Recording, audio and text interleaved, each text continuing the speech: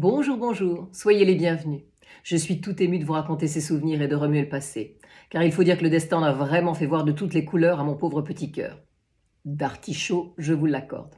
Je reprends mon récit. Une fois qu'Archie fait atterrir son avion dans le champ jouxtant le parc du château, je retournai sur les marches du perron pour l'accueillir la mort dans l'âme. Sergueï, Fabio, maman et Épiphanie, ayant entendu l'avion arriver, me rejoignirent et nous vîmes Archie arriver en courant, le sourire aux lèvres, avec l'énergie de l'amoureux fougueux qui vient retrouver sa bien-aimée. Il eut un petit moment de surprise en voyant ce comité d'accueil, plutôt que moi seul, le regard embué de désir, mais sa bonne éducation reprit vite le dessus, et il nous dit qu'il était enchanté de revoir Sergueï, dont il avait fait la connaissance à Venise. Il comprit en une seconde les rapports que mon cousin entretenait avec le jeune Fabio, et il parut imperceptiblement soulagé que ce cousin trop beau ne s'intéresse pas à moi. Hélas, si Sergueï avait seulement changé son fusil d'épaule 2 mois plus tôt. Bref, mon Archie rayonnait, et il m'enlaça avec une ardeur qui m'aurait électrifié en temps ordinaire, mais qui soudain, devant la réalité de la situation, me fit fondre en larmes. Il s'arrêta immédiatement dans son élan et, devant les mines défaites de ceux qu'il avait devant lui, me demanda ce qui se passait. Ma mère prit les devants en entraînant tous les autres à l'écart, et j'emmenai Archie avec moi dans le petit salon, pour la pire des conversations que j'ai jamais eues avec lui. J'ai eu la tentation de noyer le poisson dans l'eau, mais finalement, au lieu du poisson, c'est moi qui m'y jetai à l'eau. Au bout de 3 minutes d'explication et malgré mes gros sanglots, silence glacial. Archie était blanc comme un linge. On aurait dit que quelqu'un venait lui annoncer que j'étais morte. Et en réalité, je crois qu'à ce moment précis, j'étais effectivement morte pour lui. Après ce qui me sembla une éternité, il se leva, me regarda dans les yeux et me dit « Zéna, en dépit de tout ce que tu viens de me dire, et bien malgré moi, je continue de t'aimer comme un fou. Mais je ne pourrai jamais avoir confiance en toi. Si je pars quelques jours en voyage, je tremblerai de peur que tes hormones te fassent faire une nouvelle bêtise. Si nous nous marions et que tu attends un enfant, je craindrai toujours que ce soit celui d'un autre. J'ai besoin de vivre un amour absolu et passionné avec toi, mais aussi serein et sans angoisse. Et pour le moment, ça me semble tout à fait impossible. Je te souhaite de trouver un équilibre et le bonheur un jour, mais je ne peux plus être avec toi, même si mon cœur est déchiré.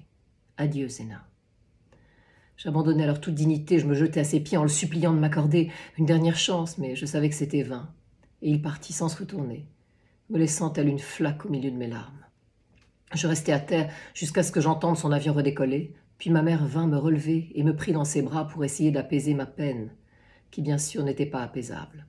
Le lendemain, Sergueï repartit avec Fabio, et il me dit que bien entendu il serait présent dès que j'aurais besoin de lui pendant ma grossesse et évidemment dès que notre enfant viendrait au monde. J'ai été soulagée qu'il parte, car le voir me rappelait ma terrible erreur et ses conséquences. Toutefois, au bout d'une semaine de léthargie, je me secouai en me disant qu'il ne fallait pas que le bébé que j'avais dans le ventre ressente les tourments de sa mère, car j'étais persuadée qu'il en serait affecté. Et, devant une situation difficile, le sang familial qui coulait dans mes veines reprit le dessus. Je décidai d'être heureuse et enthousiaste de porter cet enfant, et je décidai aussi que lui, son frère et sa sœur seraient fiers de ce que leur mère allait accomplir, car même si mes exploits étaient modestes, je ferais de mon mieux pour faire de belles et bonnes choses dans la vie.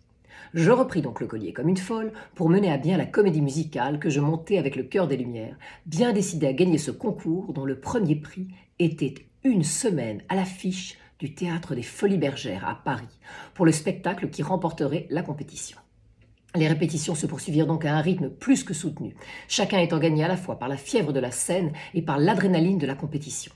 Le thème de la comédie musicale que j'avais écrite et qui s'appelait « En scène, s'il vous plaît » était celui d'un théâtre en perte de vitesse donnant des spectacles qui n'avaient plus de succès, avec des artistes dépassés et un personnel en grève. Le directeur s'apprêtait à mettre la clé sous la porte lorsque l'arrivée d'une jeune fille mystérieuse et l'idée collective de créer un spectacle d'un genre nouveau allaient redonner l'énergie et l'enthousiasme nécessaires pour faire un show époustouflant malgré le peu de moyens. Je dois dire que ce spectacle était très inspiré de la réalité, puisque nos moyens artistiques étaient fort limités et nos interprètes très amateurs pour la plupart.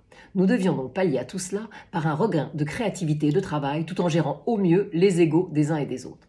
Ce n'était pas une mince affaire, mais quand ma volonté et ma capacité de travail se mettaient en marche, alliées à celle d'Épiphanie à la mise en scène, cela donnait une sorte de rouleau compresseur auquel quasiment rien ne pouvait résister. Même l'enfant que je portais semblait m'encourager en donnant des coups de pied dans mon ventre lorsqu'une chanson ou un ballet était particulièrement réussi, comme s'il applaudissait à tout rompre. L'adorable Joséphine Baker, qui était venue avec sa troupe au château quelques mois auparavant et nous avait donné d'excellentes bases de chorégraphie, était depuis devenue la coqueluche du tout Paris, avec sa beauté, sa fantaisie et ses danses excentriques dont les Parisiens blasés raffolaient. Elle eut toutefois l'extrême gentillesse de revenir au château 2 semaines avant le concours, et elle nous aida à mettre en place nos chorégraphies qui, tout d'un coup, devinrent dignes d'un spectacle de Broadway. Le résultat de ce travail acharné fut que 2 jours avant le concours, nous étions réellement devenus une vraie troupe, dans laquelle les gens talentueux avaient développé leurs qualités à l'extrême, et ceux qui étaient moins doués réussissaient dans de plus petits rôles à être parfaitement convaincants. Toutefois, le jour de la compétition, nous n'en menions pas large, car une fois de plus, le maire du village voisin avait triché. Non seulement il avait engagé des choristes professionnels, mais de surcroît, il avait fait appel à un metteur en scène en vogue à Paris, et enfin, au lieu de créer de toutes pièces un spectacle, il avait repris quasiment à la lettre l'histoire de la célèbre opérette L'Auberge du Cheval Blanc, en changeant juste le titre et un ou deux personnages. J'aurais voulu crier au plagiat, mais c'était lui l'organisateur du concours, et je ne voulais surtout pas que notre chorale soit disqualifiée après tout le travail que nous avions fourni. Les autres troupes en lice venaient essentiellement des villages alentours, mais nous eûmes aussi la désagréable surprise de voir 2 chorales anglaises débarquer, et nous savions bien que les anglo-saxons étaient les maîtres de la comédie musicale. Nous étions donc terriblement pessimistes, et je dois dire assez découragés. Le jury, en revanche, me semblait bien choisi, avec des directeurs de théâtre de province et de Paris. Toutefois, je craignais fort que le maire véreux les ait soudoyés pour qu'ils fassent gagner la troupe de son village. C'est pourquoi la veille du concours, après notre ultime répétition dans la salle de bal du château, l'ambiance était plutôt morose malgré un spectacle que je trouvais formidable. Devant les mines inquiètes, et tel un général qui passe en revue ses troupes avant une bataille, je pris la parole devant mes ouailles. Je leur dis que nous avions travaillé le plus que nous pouvions, et même au-delà, et que le résultat était fantastique et totalement inespéré lorsqu'on repensait aux premières répétitions. Alors oui, nous allions avoir une concurrence plus ou moins déloyale en face de nous. Et oui, nous n'étions ni des professionnels ni des tricheurs. Mais le plaisir que nous prenions à être ensemble sur scène, le soutien mutuel que nous nous apportions, l'esprit d'équipe et la force qui s'en dégageait, et enfin la joie immense que nous allions donner à nos familles dans la salle et aux spectateurs inconnus dont nous espérions ensoleiller la journée, tout cela valait la peine d'être vécu à 200%, en s'engageant totalement, sans crainte et sans hésitation, car nous le méritions tous au plus haut point.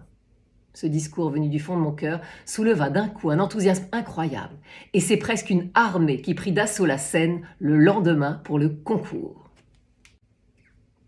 Mais cette armée, loin d'être belliqueuse, emporta le public par l'interprétation des chants, par les numéros désopilants de certains des membres de la troupe, par des chorégraphies au millimètre qui firent un effet incroyable, et par la mise en scène époustouflante de ma grand-mère, qui inspira même un des directeurs de théâtre parisiens, qui réutilisa pour son compte beaucoup de ses idées la saison suivante.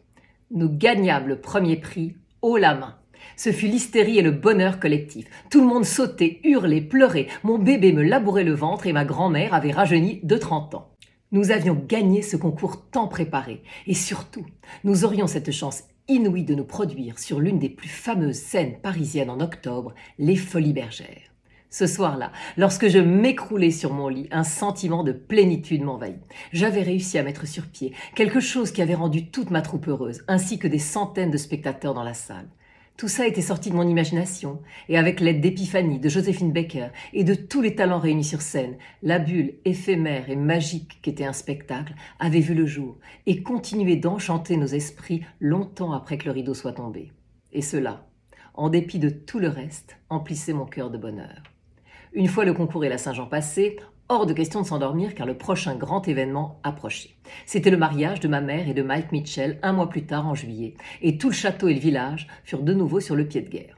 Nous avions d'ailleurs décidé de garder les éléments de décor du spectacle, ça et là, en décoration, notamment un temple qui servait pour le final de la pièce et sous lequel Mike et maman feraient une entrée à proprement parler théâtrale.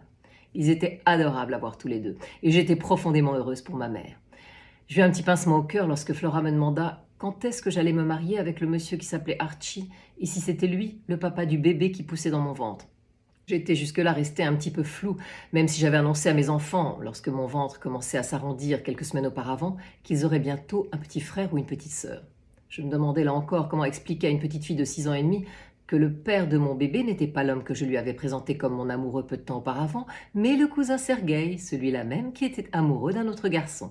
Et là encore, j'eus recours à la bonne vieille méthode de la vérité, toutefois édulcorée légèrement. Je passai sous silence l'épisode de ma griserie et je dis simplement à Flora que Sergueï et moi avions fait un gros câlin un soir et qu'un joli bébé allait arriver, mais que nous n'étions pas vraiment amoureux. Magnifique comme idée pour donner à une petite fille envie de croire au grand amour.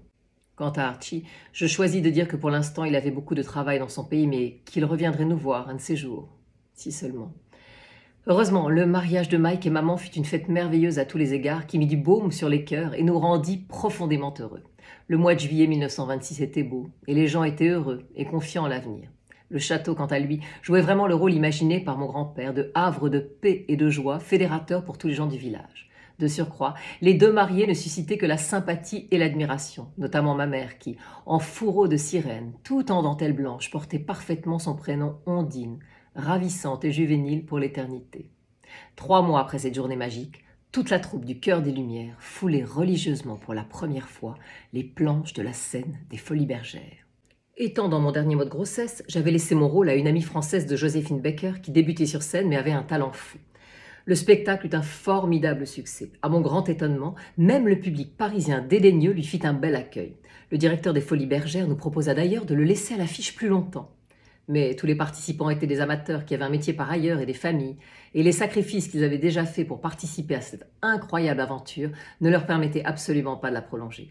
Pour la dernière, tout le monde avait donc le cœur serré, car nous savions bien que même si nous ferions d'autres spectacles, plus jamais nous n'aurions l'occasion de revivre cette expérience unique.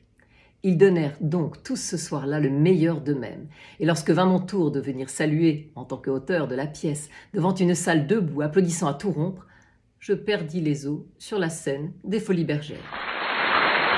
J'accouchai 30 minutes plus tard, au même endroit, le rideau ayant été prestement fermé, d'une adorable petite fille que je prénommai immédiatement Saskia, en hommage à la mère de mon grand-père Roch, qui se trouvait être également la grand-tante de Sergueï. Après une telle venue au monde, pas étonnant que ma petite Saskia soit réellement devenue une enfant de la balle. Oui, Archie. Oui, je sais que vous détestez cette période et je vous comprends, mais vous aimez quand même mes enfants. Oui, je sais, Archie, et ils vous le rendent bien. Ah, la vie et ses méandres. Nous allons feuilleter nos albums de souvenirs. Alors je vous dis à très vite pour la suite de mes aventures.